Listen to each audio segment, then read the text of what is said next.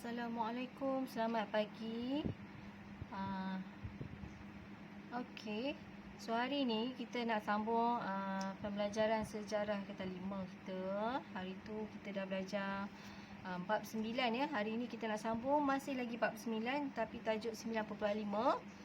Dua tajuk hari ni, 9.5 cabaran mengukuhkan dasar luar dan juga 9.6 Malaysia dalam Persatuan Negara-Negara Asia Tenggara iaitu ASEAN. Okey. So hari ni kita nak belajar tajuk 9.5 ni, cabaran mengukuhkan dasar luar. Kita nak tahu bagaimana apa cabaran yang dihadapi oleh Malaysia dan bagaimana Malaysia mengatasi ataupun come out with the untuk menghadapi cabaran dasar luar tu. Okey. Perubahan yang berlaku dalam ekonomi, sosial dan politik di peringkat antarabangsa juga memberikan kesan kepada negara kita ya. So dalam tempoh masa ni merupakan tempoh yang penting pada sejarah dasar luar Malaysia, negara kita, kerana pada waktu inilah merupakan tempoh pengukuhan serta menguji kemampuan Malaysia sebuah negara yang baru menghadapi cabaran baru. So cabaran ini meliputi aspek politik, pertahanan dan ekonomi.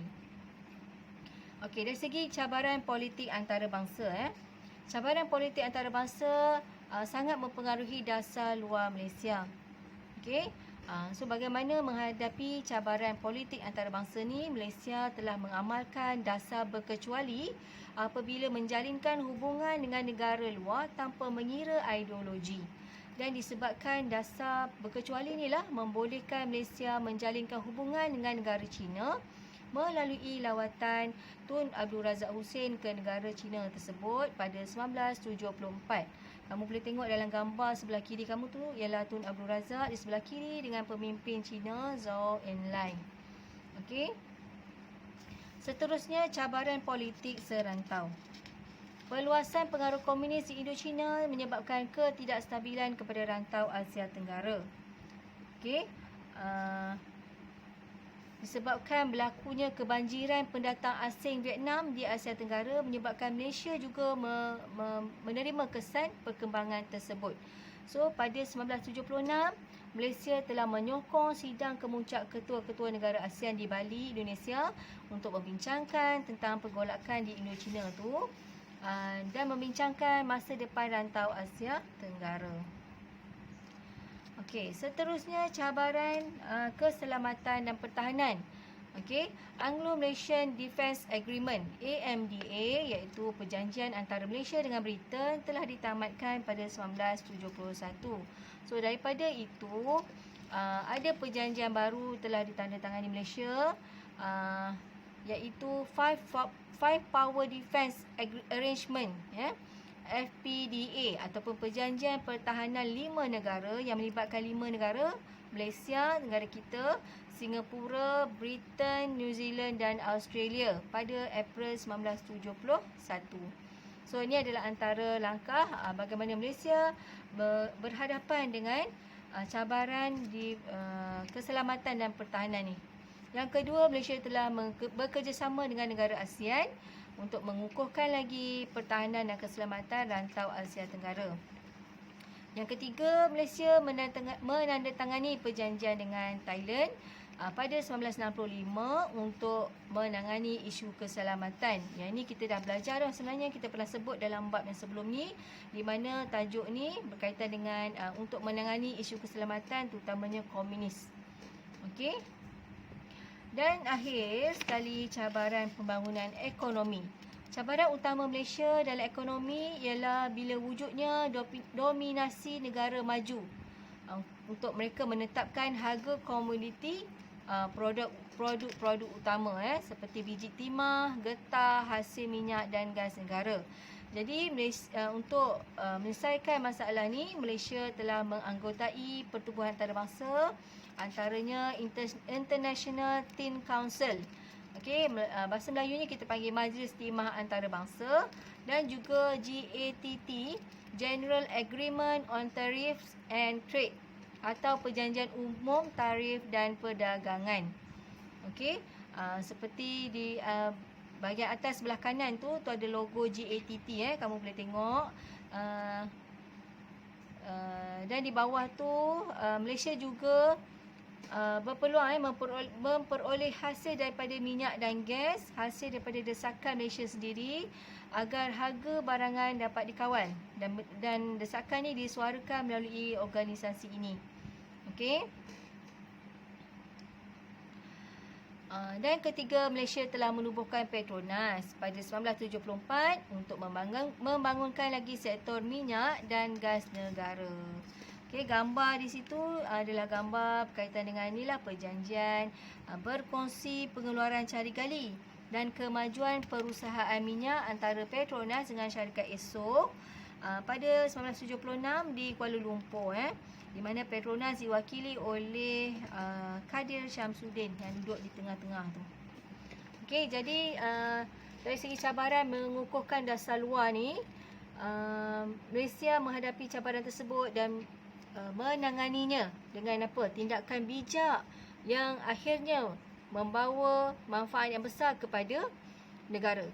So, sebagai rakyat Malaysia, kita perlulah menghargai, menyanjungi kebijaksanaan pemimpin negara kita dalam usaha menguruskan cabaran dasar luar ni yang dibuat agar kedaulatan negara kita tetap terpelihara.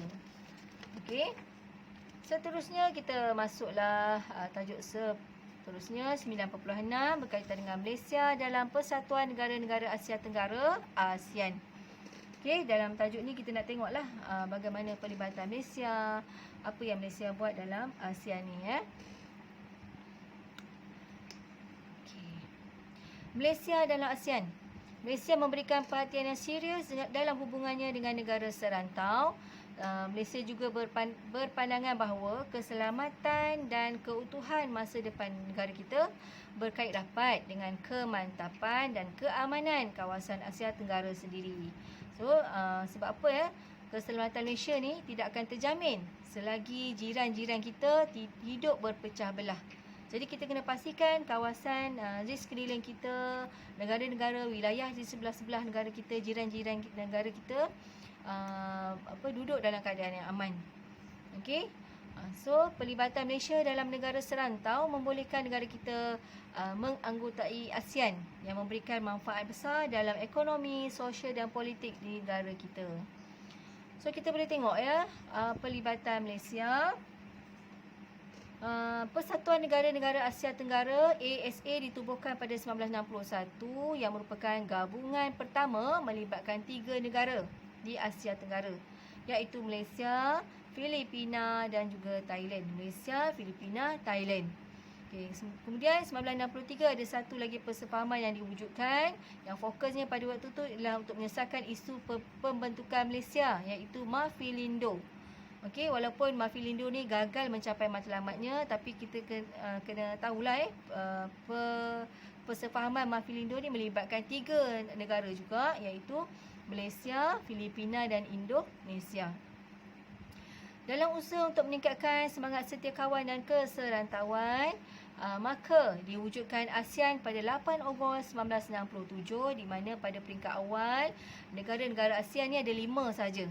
Okey, iaitu dianggotai oleh Malaysia, Indonesia, Singapura, Filipina dan Thailand.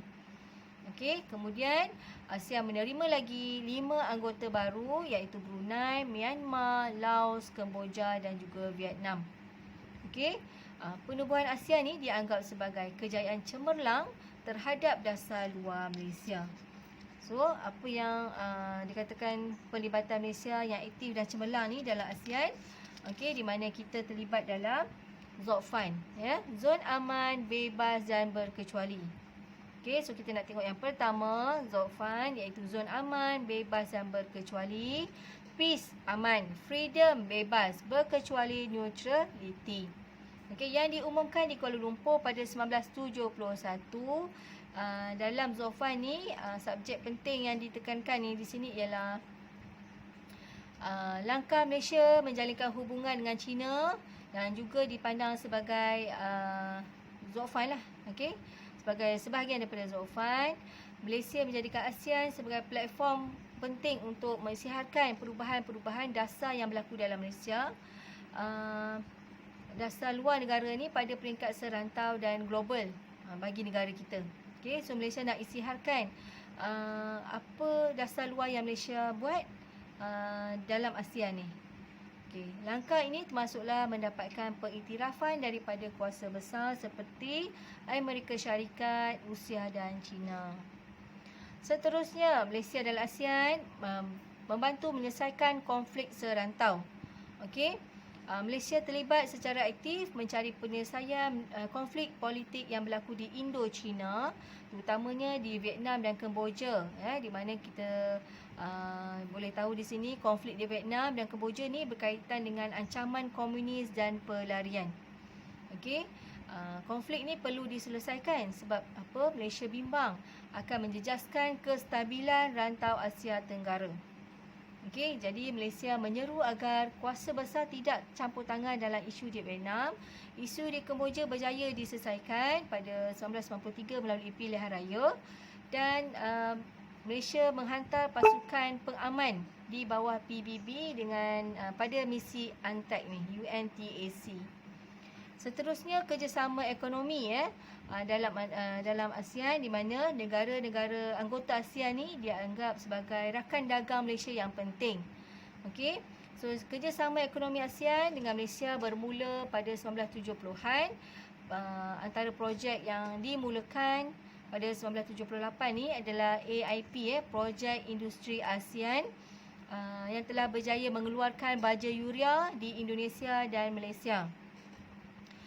Kemudian ada juga pengeluaran baja fosfat dan kuprum di Filipina dan juga di Thailand, penghasilan serbuk soda. Okey, disebabkan ada potensi perdagangan antara negara ASEAN yang besar, menyebabkan Malaysia menyokong dan mempromosikan konsep integrasi ekonomi ASEAN ni. Okey, juga beberapa insentif dilaksanakan melalui skim keutamaan perdagangan. SKP, Skim Keutamaan Perdagangan SKP, yang dicadangkan pada 1976 dan hanya dilaksanakan pada 1978. Dan antara dalam skim keutamaan perdagangan ni ada pemotongan cukai barangan yang dilakukan, iaitu Malaysia menawarkan pemotongan cukai ke atas pelbagai barang ataupun produk keluaran negara anggota ASEAN. Seterusnya, yang terakhir, kerjasama sosial melibatkan Malaysia dalam ASEAN. Malaysia menjalinkan hubungan kerjasama sosial dengan SEOMI. SEOMI itu ialah Southeast Asia Ministers of Education Organisation, Pertubuhan Menteri-Menteri Pendidikan Asia Tenggara. Dan antara kerjasama dalam SEOMI ni ialah kerjasama dalam semua bidang berkaitan dengan pendidikan, pertukaran pelajar, penubuhan pusat serantau pendidikan, yang ada juga melibatkan RACSAM. RACSAM ni The Regional Center for Education in Science and Maths and Mathematics. Okey, pusat serantau pendidikan untuk sains dan matematik di Pulau Pinang. Kerjasama melibatkan kebudayaan, kerjasama bidang kebudayaan, seperti festival kebudayaan dan kesenian melalui tabung kebudayaan ASEAN dan juga sukan SEA. Okey, sukan SEA juga dianggap sebagai kerjasama sosial Malaysia dengan negara ASEAN untuk menjalinkan kerjasama dalam bidang sukan. Okey, so dalam kerjasama sosial Malaysia melibatkan dalam SEOMI, di mana ada RACSAM, Pusat Serantau Pendidikan untuk Sains dan Matematik, pelibatan dalam festival kebudayaan dan kesenian ASEAN dan juga sukan SEA. Okey, seperti dalam gambar tu, Tun Hussein Onn, Perdana Menteri Malaysia ketiga, sedang berucap dalam sidang kemuncak ASEAN pada 23-25 Februari 1976 di Bali, Indonesia. Okey, so tajuk 9.6 kerjasama Malaysia dalam ASEAN ni, Malaysia merupakan pelopor, antara pelopor kepada penubuhan ASEAN dan aktif dalam pertubuhan ASEAN ni sehingga hari ini. So sejak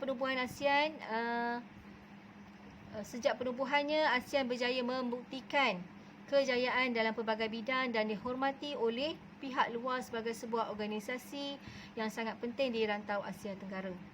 Okey, so pelibatan Malaysia yang aktif dalam ASEAN menunjukkan semangat persahabatan serantau yang kukuh dan sangat penting kepada kemakmuran negara serta kemajuan negara kita Malaysia. Okey, so tamatlah kita kelas pada hari ini. Tajuk 9.5 dan 9.6. Sekiranya ada masalah boleh tanya cikgu kemudian dan nanti tolong jawab soalan, nak tengok kamu boleh ikut ke tidak bahagian ini ya. So apa yang kita belajar hari ni, kita belajar tentang pelibatan Malaysia dalam ASEAN dan juga cabaran mengukuhkan dasar luar Malaysia. Okey. Sekian dulu. Assalamualaikum dan selamat pagi.